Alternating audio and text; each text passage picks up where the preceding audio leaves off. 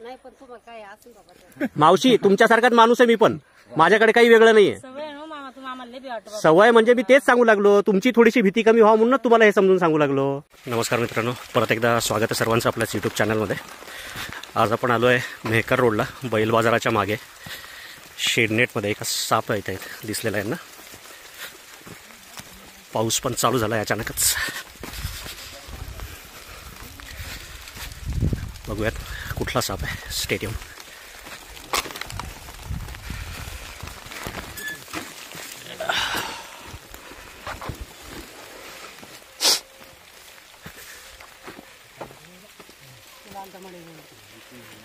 कुठे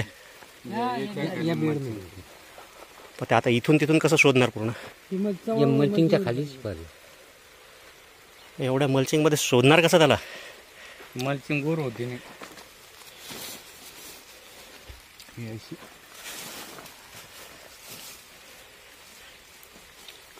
गेलाय कुठून मध्ये. त्या अल्टमेट नाही ते दिसत ते. हा पडलेले. या पुढे.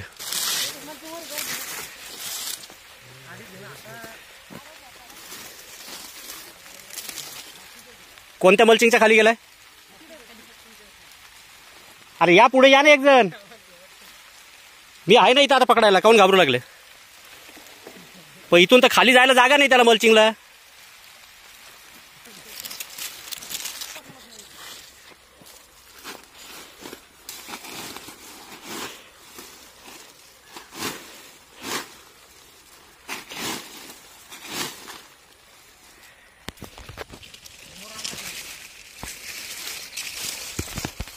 बघू शकता मित्रांनो, इथे एक भारतीय नाग,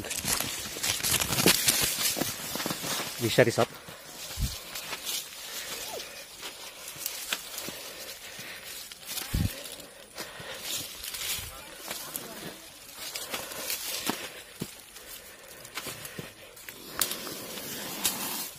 दादा तुम्ही या पुढे इकडे आता.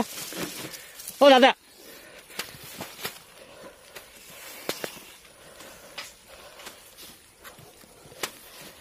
ती पिशवी घेऊन या येताना इकडे.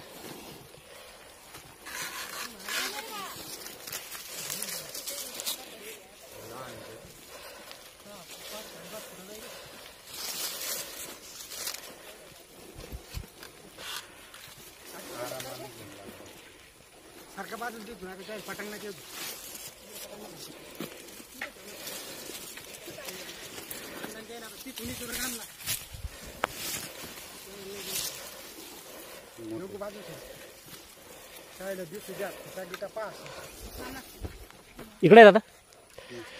हे धर. आडवा धरायचा. असाच आडवा धरायचा.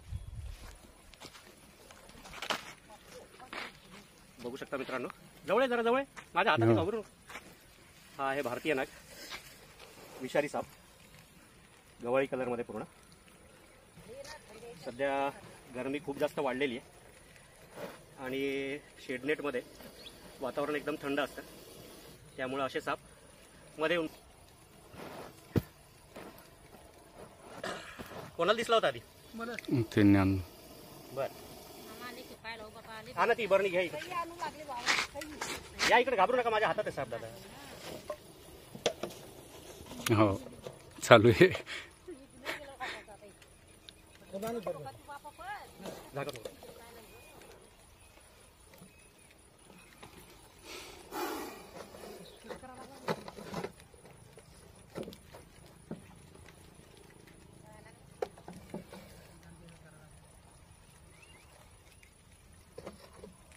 जा बाबा.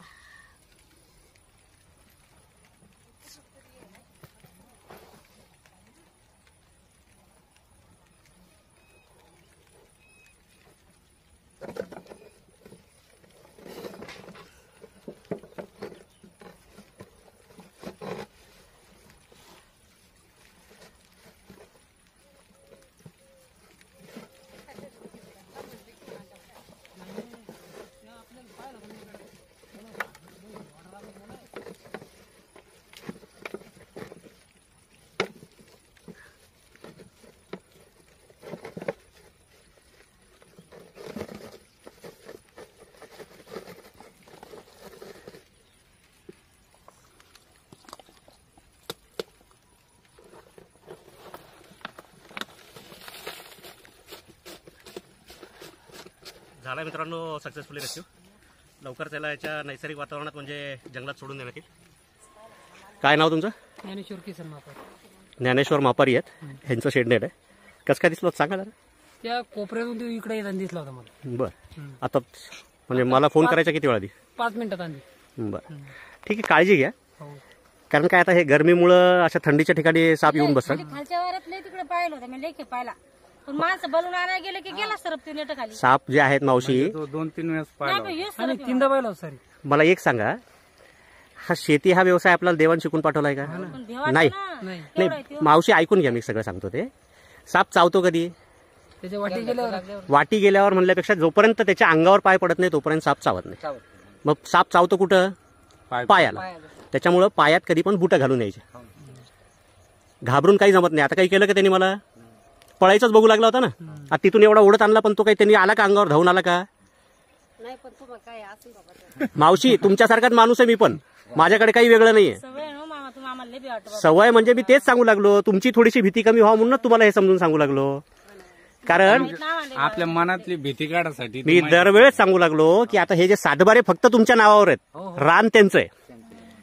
आणि आपसुकच उंदरं खाऊन तुमची मदत करता का नाही? ते तुम्हाला छोटंसं उदाहरण देतो. तुम्हाला रोहीण हरणाचा त्रास होऊ लागला सध्या. कशामुळे व्हायला लागला? 25-30 वर्षापूर्वी होता का? नव्हता. आता कशामुळे वाढलाय? कारण त्याला खाणारं जे जनावर होतं ते जनावर इथून नाहीसे झालेत. आता रोहीण हरणं जे आहेत, रोही जे आहे ते 16 महिन्यातनं 1 नाही तर 2 पिल्लं देतं. हरिण वर्षातनं 1 पिल्लू देतं. म्हणजे एका जोडीचं फक्त 1नी संख्या वाढतीये. तरी आज आपल्याला एवढा त्रास होतोय त्याचा. सापाचं मुख्य खाद्य आहे उंदीर. आणि एका उंदराच्या जोडीचे एका वर्षामध्ये 850 ते 900 उंदरं होतात.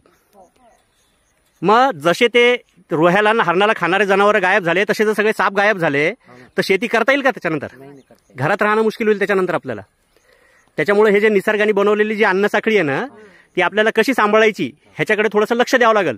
पण त्याच्या आधी सगळ्यात पहिले हे जे काही तुमच्या डोक्यात जी भीती आहे, ही भीती सगळ्यात पहिले तर कमी करायला लागेल. कुठलाही साप समोर, आता तुम्हाला इतके साप दिसले, आला का तुमच्या अंगावर धावून? हो ताई. नाही ना, मग पाय असं वाजला नाही, तो असाच होता. 2-4 के पाहिला आला का अंगावर? नाही, अंगात पळाला तो. हा मग पळाला. आपल्यापेक्षा जास्त तो घाबरतो ना आपल्याला. हो, पळतो लय सर. मी तेच सांगू लागलो ना, साप आपल्याला घाबरून पळतो. कधीतरी एखाद्या चुकून मासून ऍक्सिडेंट होतो, त्याच्या अंगावर जर पाय दिला तो चावणार नाही का? आपल्याला, तुम्हाला जर मी येऊन तुमच्या अंग खिटीला लागलो, तुम्हाला जर डिवचायला लागलो, तुम्ही गपचूप बसाल का? ते जनावरच आहे. आपल्याला तरी कळतं ना सगळं. त्याच्यामुळं घाबरून जमणार नाही. साप जे काही आहेत ते सगळीकडेच आहेत. शेत म्हणल्यानंतर हे त्यांचं घर आहे. त्यांच्या घरात ते राहणारच सगळे. मान खाली केली का त्यानं आता? त्याच्यामुळं मध्ये जाताना कंपल्सरी पायात गमबूट घालून जायचं. 250 रुपयाला इथपर्यंतचा बूट येतो. साप त्याच्या अंगावर पाय पडल्यानंतर पोटरीपर्यंतच्या भागाला कुठेही चावतो. जर पायात बूट असेल तर त्याचे दात जातील का आपल्या पायापर्यंत? तर ते बुट घालून फिरा आणि सुरक्षित राहा. नाही तर एखाद दिवस दणका बसू शकतो. पण साप सगळे जाणार नाहीत. आता म्हणजे हा साप नेला म्हणजे इथले सगळे साप संपले का? नाही. हा, कारण हे त्यांचं घर आहे. त्याच्या घरातून त्याला पकडून घेऊन चाललो आपण. ही शेती हा व्यवसाय जो काही आहे, हे आपल्या डोक्याची उपज आहे. देवान शिकून पाठवलेलं नाही आपल्याला. मग शेती आपण त्यांच्या घरात करतोय. नाही. चला, काळजी घ्या. धन्यवाद. हाय मित्रांनो, कालचा आपण ज्ञानेश्वर मापारी यांच्या शेडनेटमधून पकडलेला भारतीय नाग, बराच मोठ्या साईजचा, डार्क टॅन कलरचा म्हणता येईल, विषारी असलेला. नशिबानीच सापडला, कारण ते स्वतः खूप जास्त दुरून त्याच्यावर लक्ष ठेवून होते. एवढ्या दुरूनही सापावर लक्ष त्या लेवलला राहत नाही. पण हा तिथून हल्ला नव्हता, त्यामुळे लगेच सापडला तो साप नंतर. भारतीय नाग, इंग्लिश नाव Indian spectacle cobra. Area wise बरेच नावं बदलत जातात. फिटार, घेऊवन, जे यूपी बिहार वगैरे साईडला घेऊवन म्हणतात, फिटार म्हणतात. हरियाणामध्ये विषारी असलेला साप, न्यूरोटॉक्सिक प्रकारचं वेनम असतं या नागाचं. जी आपली नर्वस सिस्टम जी आहे, मज्जासंस्था, त्यावर ह्याचं विष सर्वप्रथम अटॅक करतं.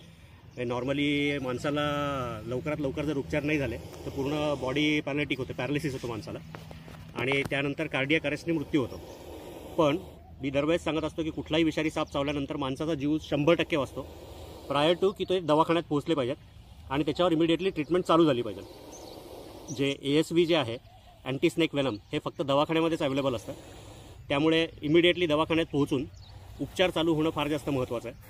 आणि सध्याच्या पिरियडमध्ये गरमी वाढल्यामुळे असे साप मोठ्या प्रमाणात शेडनेटमध्ये घुसत आहेत. म्हणजे हा कालचा तिसरा साप होता जो शेडनेटमध्ये पकडला गेल्या 3 दिवसातला. रोज एक साप शेडनेटमध्ये पकडणं चालू आहे. त्यामुळं शेडनेटवाले जे शेतकरी आहेत त्यांनी सगळ्यांनी खूप जास्त काळजी घेणं जरुरी आहे. कारण साप थंड जागेच्या ठिकाणी कुठेतरी लपून बसलेला असतो. चुकून त्याच्या अंगावर पाय पडतो आणि वाईट व्हायचे चान्सेस असतात. कारण साप जो आहे तो समोर असल्यानंतर कधीच चावत नाही. चुकून जर त्याच्या अंगावर जर पाय पडला तर साप मात्र 100% चावतो. त्याच्यामुळे ह्या गोष्टीची काळजी घेणं खूप जास्त जरुरी आहे. चिडल्यानंतर लगेच फणा काढून उभा राहतो, फुसफुस करून वॉर्न करतो म्हणल्यापेक्षा समोरच्याला भीती दाखवायचा त्याचा प्रयत्न असतो की मी खूप मोठा आहे, माझ्याजवळ येऊ नका. प्रत्येक जनावराचं तसंच आहे.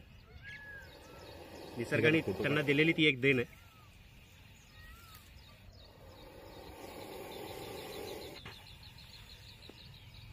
भारतीय नाग.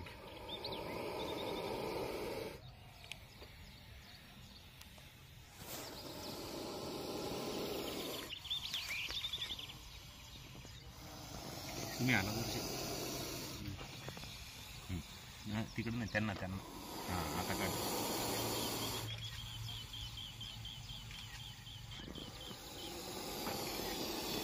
अरे आडवा काढ रे ज्ञानी.